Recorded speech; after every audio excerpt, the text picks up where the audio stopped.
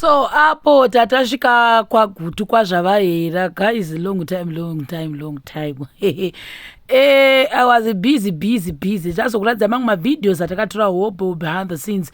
So patakasvika uko, unfortunately pakanonopinda nerori redu rakabva ranotsika pane pangu panhu papasina soti horuno ndobva ranyura mavhiri ekubheki. Sazvamukuona pesa baba tikuzamaona tofamba sei mama murima takasvika manheru ndiniwo ndandakutegwa nanani nanawapenzi achinzi how far makeup kaya fake yatisingagoni yange yakucheneruka manje.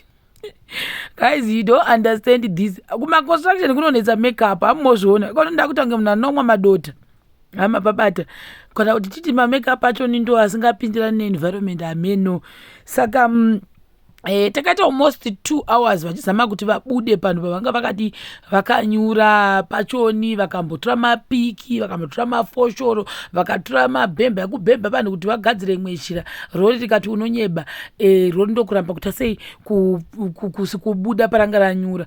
The other reason why rakazoenda neparakaenda napo ipapo rikandonyura because paipinda nemamwe matrucks ese pataivaka paya ichipinda nemabricks nemarivers nemapitisend pakazara mvura.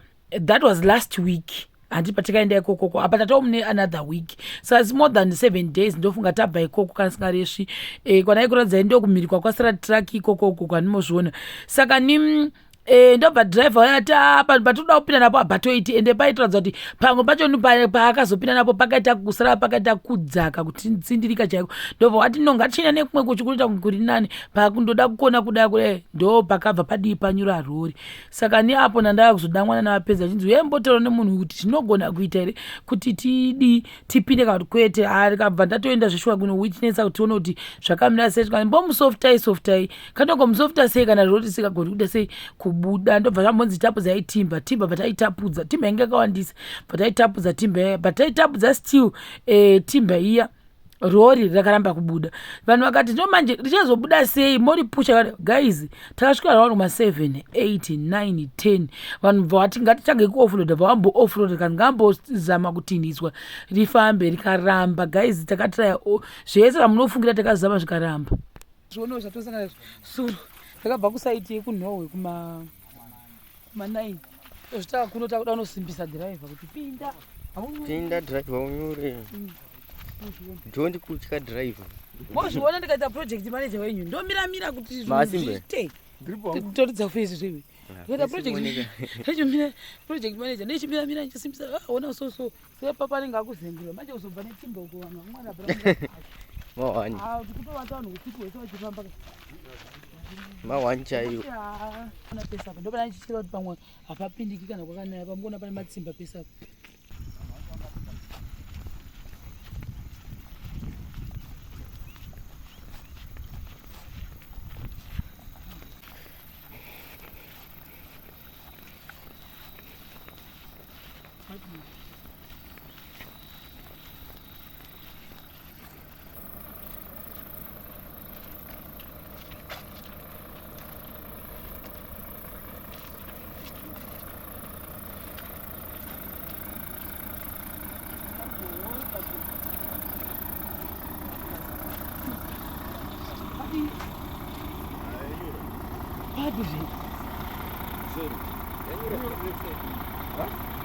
Really?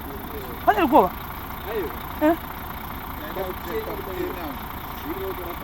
Apa apanya wanzofamba mota saka maybe vana pasina kusimba. Kudanga wena apapo? Achika kuya napo ndamudai. Kanda yadarikira. Azodzoka. Kudarikira wozodzoka straight. Inontora kaningireni. Pano twachi? Chipiki ne fosha. Anyura sokulevesa.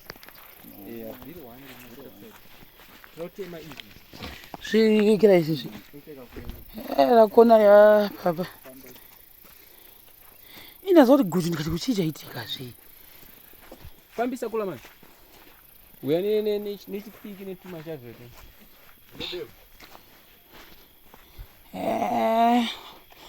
Yeah.